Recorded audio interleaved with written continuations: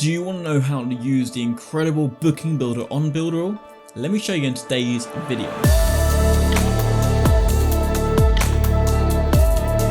So welcome back to another video, and in today's video we'll be going over the booking builder on Builderall.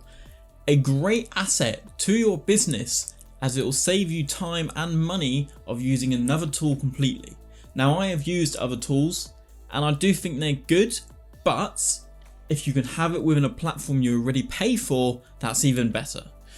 So the booking builder we're going to be going over is on Builderall. If you do want to try out Builderall, I have a 14-day free trial down in the description. Go and get it. It's no credit card, so you can literally just try it out, see if you like it, and if you do like it, you can use it. But if you do want to get started with affiliate marketing today, I have an ebook down in the description, lets you know how to get started from A to Z. And if you want to go get that, down in the description. But the booking builder, what about it? What is good about it? Well, there is one more thing before we get into the video. Be sure to leave a like, hit subscribe, and hit the bell notification. I do forget it. But the booking builder. So why is this so good? Well, it will save you time and money, like going into other platforms. There's other platforms I've used in the past, like Fresher, which actually don't take a monthly fee from you, but there's other ones as well. But they all have their downsides to them. But if you can use something that you already pay for, such as Builderall, and you're using the booking builder, not only will you save you time and money, but it will be integrated with your Builderall site if you have one already, which is brilliant. And why you want to have a booking system? It basically automates a lot of the stuff for you, instead of you having to have perhaps clients or prospects call you up and book something. You can have something that's already in place and all automatic, which is passive. We love passive. So let's get straight into it. So I'm going to show you how to use the booking builder. So if you don't know how to get here, just go to your main dashboard and go to apps, go to builders, and it's down at the bottom, booking builder. Now, I'm going to pretend like I'm setting up a barbershop, just because in the past I've worked with plenty of barbers, so I just know how the whole system all works. What you're going to want to do is you're going to want to click new calendar. And here you go, you can create new calendar. So you want to just call it whatever you want. So I'd suggest calling it the actual barbershop. I need a name though. So what's on my desk? Like a knob. Dobbly. I had a knobbly bobbly, so we'll call it Dobbly. Oh, that's a B. Well, Dobbly Barber Shop. And we're going to create a new calendar. Now, you're going to want to go through the basic settings, and then there's going to be more settings as you go on. Now, you're going to call it the name, the description. So I'm just going to copy it and say located. Okay. You can have a logo, so if you've got a logo, just add it on. Make sure it's vaguely small and the format is that as well. And then the color that matches your logo, so you can use it as a site icon, I'm fairly sure. Then you've got the time zone, so you're going to want to select the time zone. So you can have users select their time zone, or you can just have a predefined time zone. I actually suggest having that, because let's say your barbershop's located in the UK, just have it in the UK. No one's going to be booking from Canada, so just have that as it is. Unless, like, if your time zone is slightly more flexible, or perhaps you're a global company, then change it to maybe this one. But I suggest just doing predefined time zone for the most part, especially even if you're a coach, a barber, or whatever. So calendar display language, you can have it as automatic, or you can have it as a fixed language. I suggest having it like that just because it's more open. Then click save and next. Now we'll move on to a scheduling tab.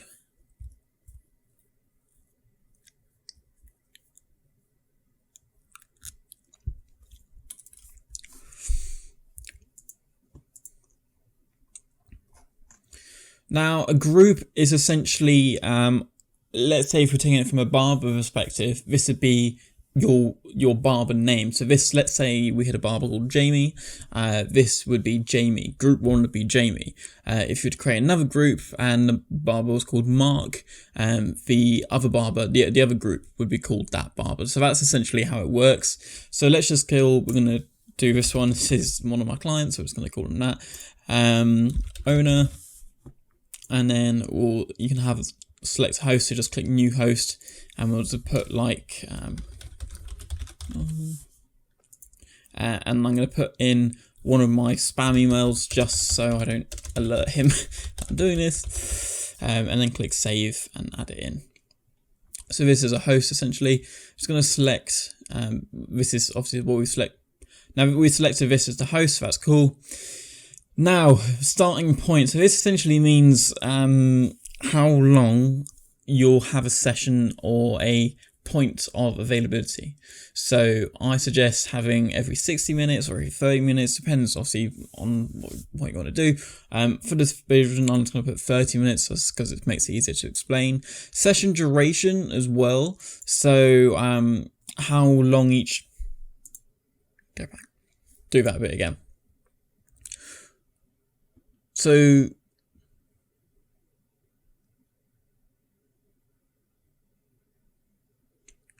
a starting point, basically, if I was to show you this, it's with this feature you can define time intervals that can be scheduled. Low starting point, the greater the flexibility and the possibilities of choosing a schedule.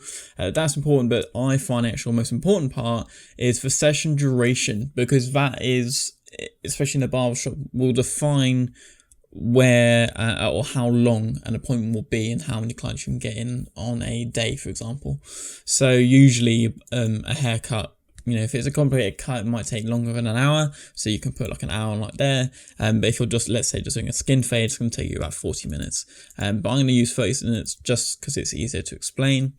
Interval between sessions, so let's say your client or whoever you're doing this for has a break after one session, and the break could be for everything. They could just wanting a rest, or they could be wanting to clean up, or with COVID now still about, you'll find that a lot of people will want to clean quite heavily after someone's been in, so you might want to have like a 10 to 15 minute session after, but that really depends.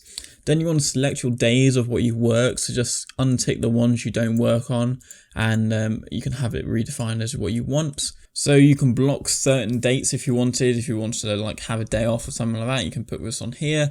You can again unselect the ones you want to use and select the ones you want to use, etc.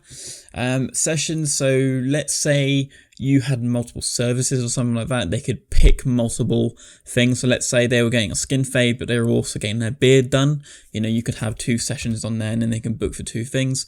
But we're just going to click the one for now because it's just easier. Again, within that, you can go through the settings, stuff like that. Then click save and next. So when a customer will be booking, you're going to be wanting to get their name, their email, the phone number, whatever. You might even want to send them a like a COVID thing or something like that. Whether they have these following symptoms, blah, blah, blah. And the reason you want to have that on is, well, one, you want to know who's actually coming into your shop to get a haircut. The worst thing you want to do is be waiting for clients to come in, but you don't have a clue who they are, because that'll ruin your system right up. But these tends to be the ones you can have. You can add new fields if you want, but I'm not going to. Action after the script. So, you can redirect them to a URL. So let's say you have a website or something like that, or a page within Cheetah. You can send them to that URL saying thank you, or you can just have it as displaying a success message, as in like thank you for, or thanks for confirming appointment, and it's going to be something like that, and you can have it like this, etc. It really depends how you want to have it. Usually you want something a bit more custom, you'll have it redirect to a URL, and you could have it within your website, so it just looks a little more clean and professional, or you just have it as a success message. It really depends on how you want it, really. In the past, if we're talking about a barber, it's actually very 50-50. Some people prefer the more customization, some people prefer the more simplicity. So it's all down to you.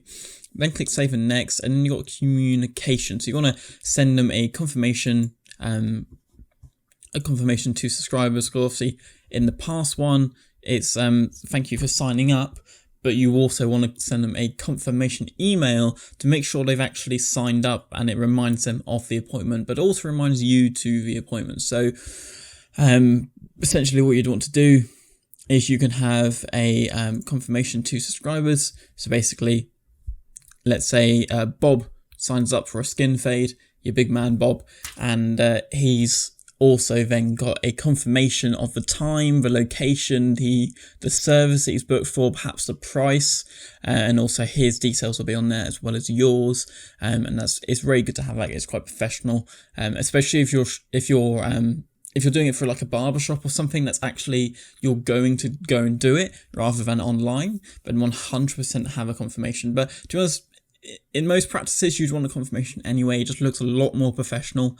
And then you can have things like send emails to the host when new signups happen. I suggest doing this if you want. You could always have in your email system like a separate list where these people will go to, or a designated folder, for example. I want to receive emails for new subscriptions or pending subscriptions.